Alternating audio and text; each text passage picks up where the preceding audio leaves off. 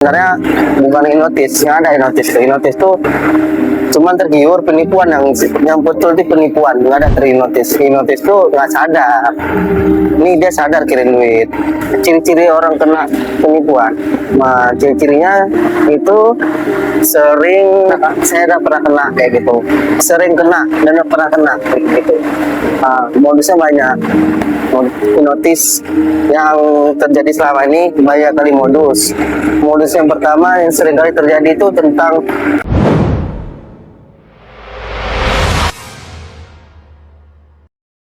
hari ini ada sekitaran 6 orderan. Oke, kita angkat ke pasar pertama.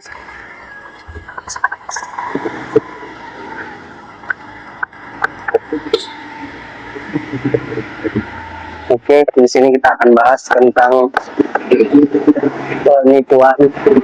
Karena sebelumnya kita bilang untuk selanjutnya kita akan cerita tentang penipuan, modus dan gimana atasinya ataupun ciri-ciri orang kena penipuan. Sebenarnya bukan Inotis, yang ada Inotis tuh cuman tergiur penipuan yang betul di penipuan, nggak ada terinotis. Inotis tuh nggak sadar, ini dia sadar kirim duit, dia sadar dengan menginginkan menginginkan hadiah lebih dari yang transfer. Dia sadar kalau pengen notis, dia nggak sadar. Secara logika ngapain notis orang-orang nggak mampu, orang-orang miskin, orang-orang nggak ada. Otomatis orang ini mau notis orang kaya tuh lah, supaya notis cukup untuk seumur hidup. Ngapain orang-orang nggak punya? Karena bukan notis lah, karena penipuan. Kita ceritakan notis yang terjadi selama ini banyak kali modus. Modus yang pertama yang sering kali terjadi itu tentang anak yang kecelakaan, anak yang tertangkap narkoba, anaknya ketangkap, segalanya lah pokoknya tentang anaknya. Itu yang sering terjadi. Kedua yang sering terjadi, dompet ketinggalan di WC, dompet ketinggalan di Pertamina, tumpah dompet di jalan. Oke, itu modus yang kedua. Modus yang ketiga, giveaway dari artis, giveaway dari ini, giveaway dari... Oke, itu yang ketiga. Yang keempat, telepon pertama yang saya merasa kenal. Misal gini, halo, maksudnya ini siapa? Lupa ya, ini aku si Imran mana? Nanti kita bilang, misal gini, halo, ini siapa? Kita bilang, ini lupa ya, siapa? Langsung si korban bilang, Imran ya. Si pelaku ini pasti bilang, iya Imran, lupa ya. Nanti ujung-ujungnya minta uang, ujung-ujungnya minta izin pulsa, izin cair dana. Itu modus itu. Dan sering kali terjadi tuh. Modus kelima itu yang sering terjadi, mengaku zaman.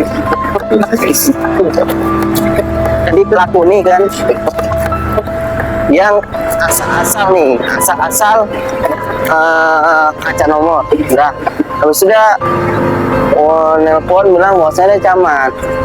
Pasti di semua daerah kan ada camat, pasti bukan camat, mau memberikan bantuan PKH. Jadi dia minta tolong kirimkan nomor Pak Geci ataupun lurah ataupun kepala desa. Dikirimlah sama si korban nih ke nomor, dan dia minta foto Pak Geci tadi ataupun lurah, di copy, disimpan dan dijadikan profil. Langsung telepon lagi ke korban tadi, ke warga tadi, bilang dia minta nomor HP penjual pulsa, minta nomor HP bendahara, minta nomor HP, semua yang dia perlu, semua dikasih. Karena apa? Di meme kasih PK untuk orang yang korban nih, warga tadi nih. Udah, nanti modusnya langsung dia ganti profil, telepon orang ponsel, telepon orang kirim uang, suruh kirim uang, bahwasanya uang itu akan diberi lurah ataupun Geci ataupun kepala desa. Sering itu terjadi, izin pulsa sering. Modus ke-6 itu selip palsu. Selip palsu itu gini, dia bakalan bilang kalau dia lagi di luar kota, cuman jauh dari jauh dari pemukiman gitu dia bilang. Ini terkenal dari Facebook, sering terkenal dari Facebook. Dia mengirim uang 500.000, tolong isikan pulsa 300.000, 200.000 ongkos pergi isi pulsa. Nanti dia kirim pulsa nih, kirim slip 500.000, padahal slip palsu dikirim. Datang korban, isinya pulsa 300.000. Itu saya pernah kena, saya pernah kena kayak gitu, sering kena dan pernah kena kayak gitu. Modusnya banyak, modusnya. Oke, kita ke outlet pertama. Yang pertama ada di sini.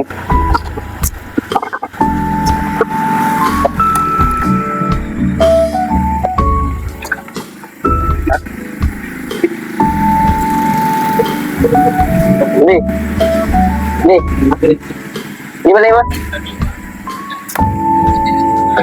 Nih, boleh juga. Oke, itu pertama kita udah transfer uangnya. Kita ke outlet kedua.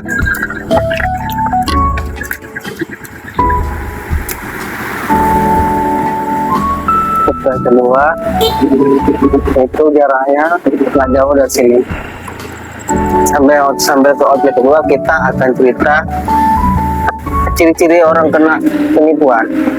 Ciri-cirinya itu sering gagap secara ngomong, pengen buru-buru, gelisah, nampak dia kalau ngomong gagap, grogi, buru-buru, gelisah, pokoknya nggak tenang. Tapi jadi kami orang ponsel tuh saat dia mau transfer uang dengan jumlah yang biasa dia minta 2 juta. Maaf ya, dengan biasanya orang korban ini kan kita lihat dari wajah, dari ini kan kita lihat dia biasa ngirim uang kan 200, 300. Ini kok minta ngirim 2 juta. Otomatis kita bilang ini apa? Kita bilang mereka nutupin, pasti dia bilang untuk belanja online. Oke, kita ikuti irama dia. Oke, kita program mengirim. Nanti sambil kita mengirim, isikan nomor, kita akan ceritanya lagi sama dia. Banyak ya belanjanya. Belanja apa aja. Di situ kita sambil selidiki, sambil baca WA dia. Biasanya dia nggak bawa HP, sambil kita cerita-cerita sampai dia mengungkapkan apa yang terjadi. Kita sambil outlet kedua.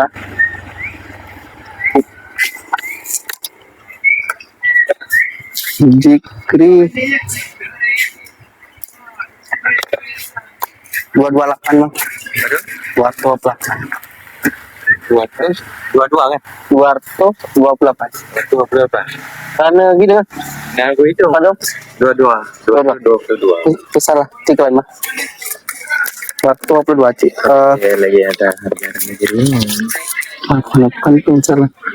Yang dapat 77 16 2 Itu beli. Cik ya. Lagi no ya. 20 ribu.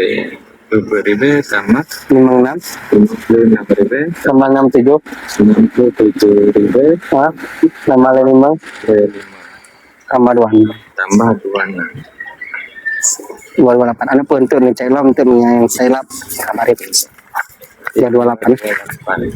Oke Pak. Waktu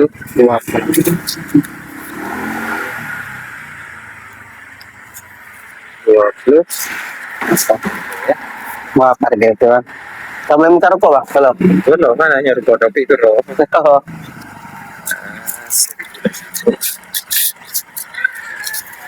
Pak, makasih ya. Oke, itu outlet kedua.